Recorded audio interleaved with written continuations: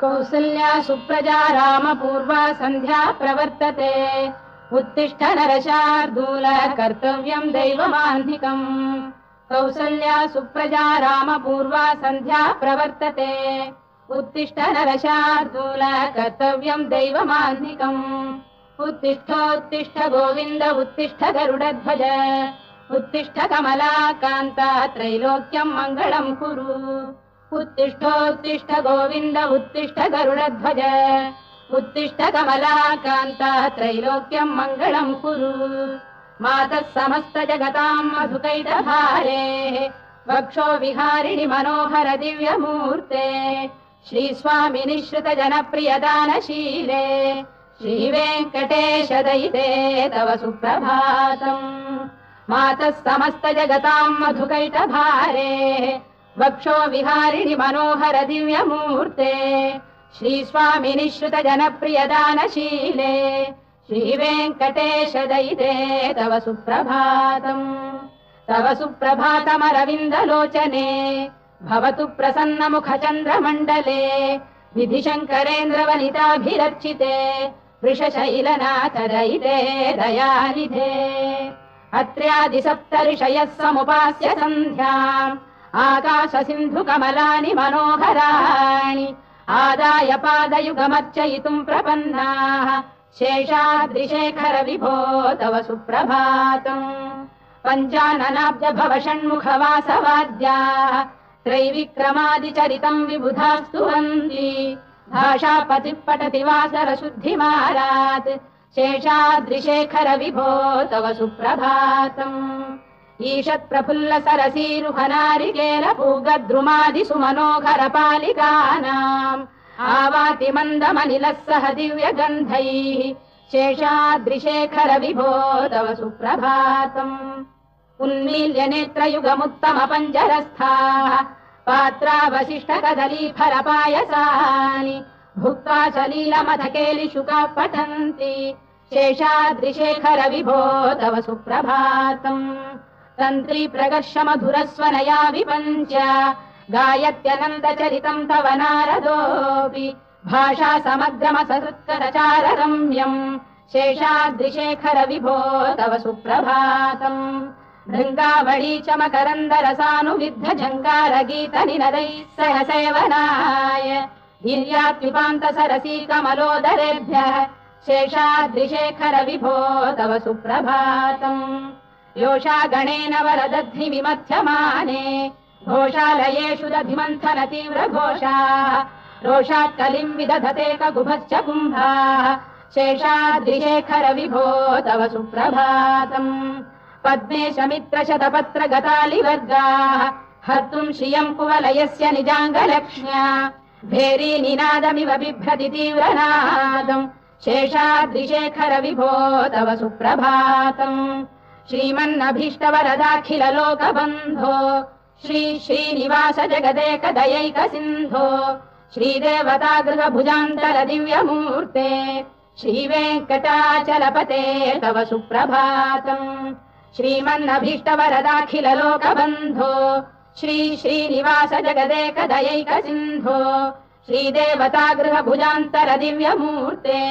श्रीवेङ्कटाचलपते तव सुप्रभातम् श्रीस्वामि पुष्करिणिकाप्लव निर्मलाङ्गाः श्रेयोर्धिनोहर विरिञ्च सनन्दनाद्याः द्वारे वसन्ति वरवेत्र हतोत्तमाङ्गाः श्रीवेङ्कटाचलपते तव सुप्रभातम् श्रीशेषशैल गरुडाचल वेङ्कटाद्रिनारायणाद्रिवृषभाद्रिविषाद्रिमुख्याम् आख्याम् त्वदीय वसतेरनिशम् वदन्ति श्रीवेङ्कटाचलपते तव सुप्रभातम् सेवा परा शिव सुरेश कृशानुधर्म रक्षोऽम्बुनाथ पवमान धनाधिनाथाः बद्धाञ्जलि प्रविलसन् निज शीर्षदेशाः श्रीवेङ्कटाचलपते तव सुप्रभातम्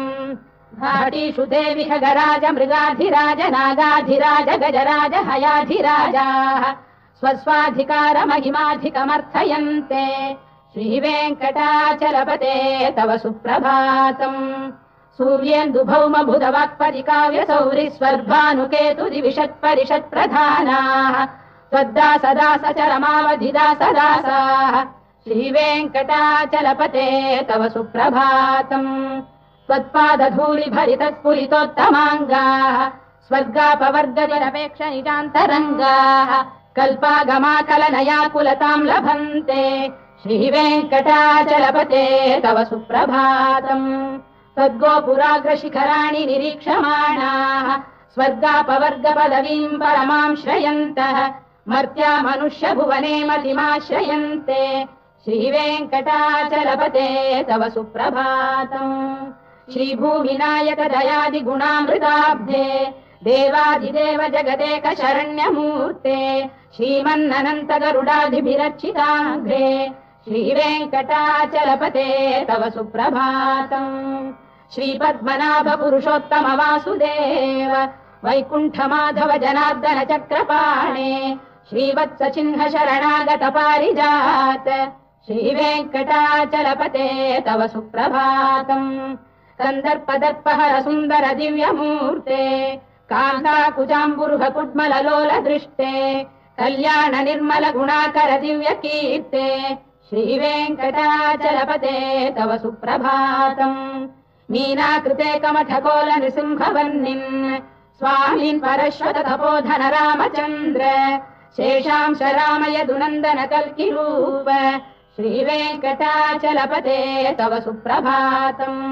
लीलालवङ्ग घनसार सुगन्धितीर्थम् दिव्यम् वियस्सरिति हेम घटेषु पूर्णम् धृत्वाद्य वैदिक शिखामणयः प्रहृष्टाः तिष्ठन्ति वेङ्कटपते तव सुप्रभातम्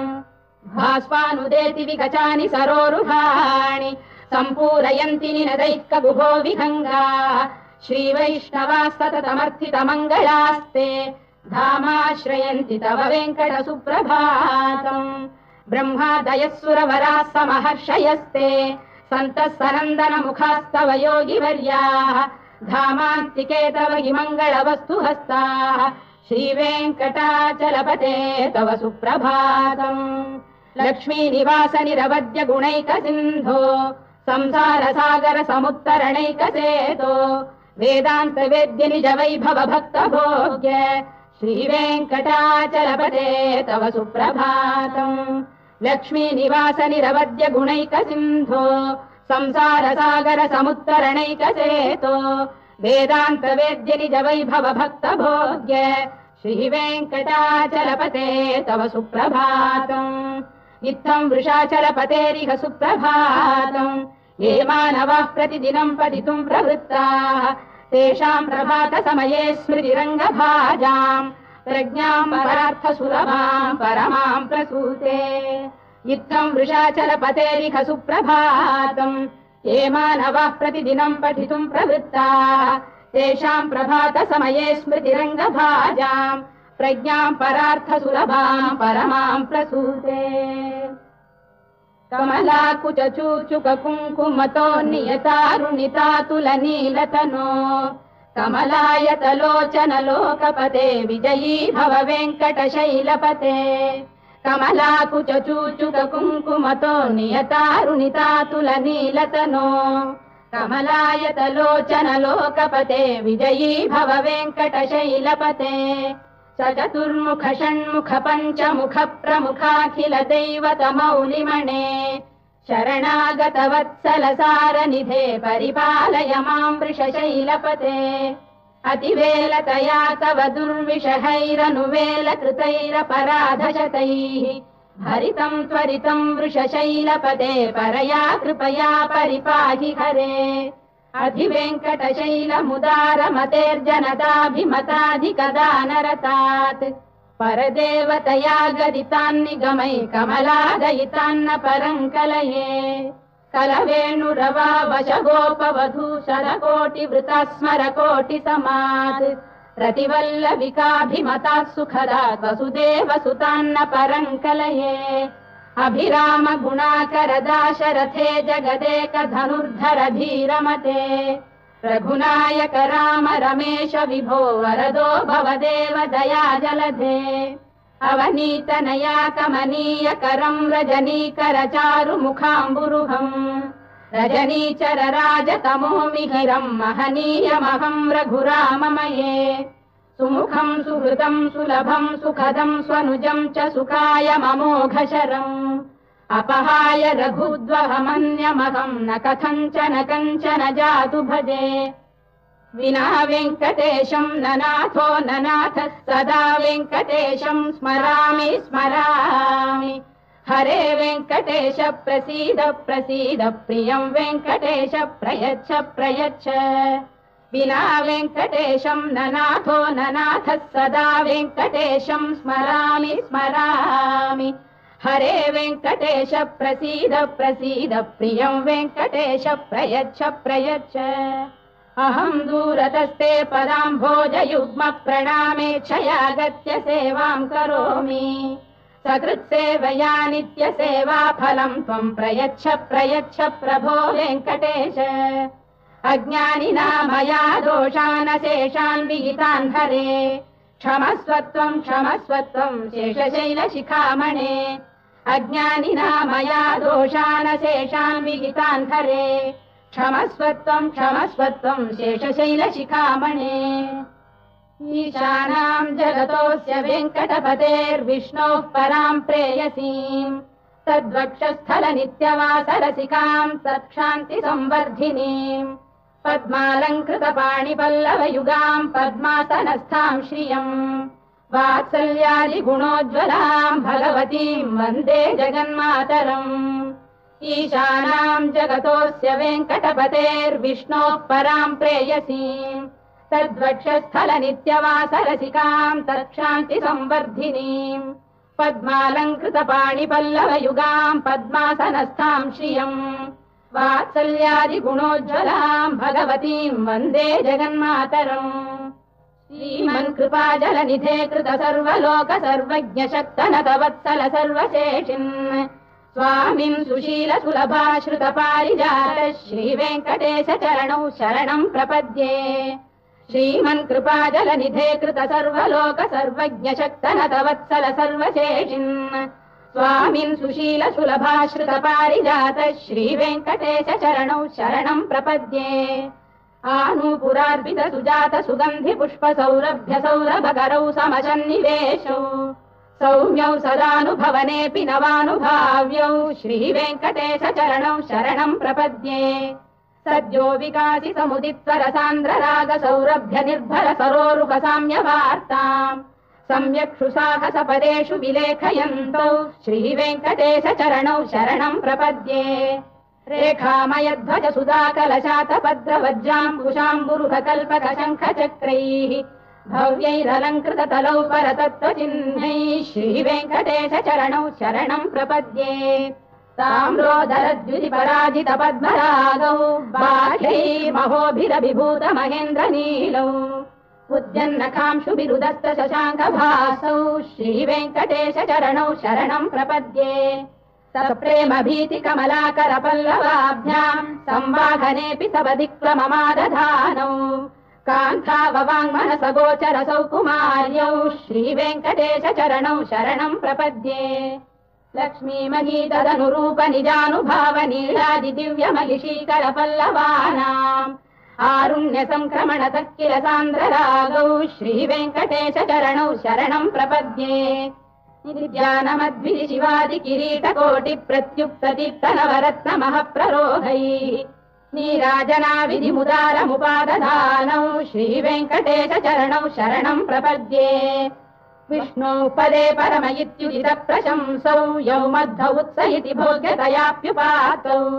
भूयस्ततेति तव पाणितल प्रतिष्ठौ श्रीवेङ्कटेश चरणौ शरणम् प्रपद्ये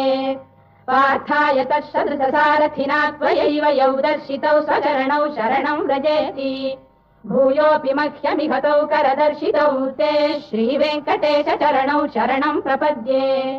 मन्मूर्धिकालियपणे विकटाटवीषु श्रीवेङ्कटाद्रिशिखरे शिरसि श्रुतीनाम् चित्तेऽप्यनन्य मनसाम् सममाहितौ ते श्रीवेङ्कटेश चरणौ शरणम् प्रपद्ये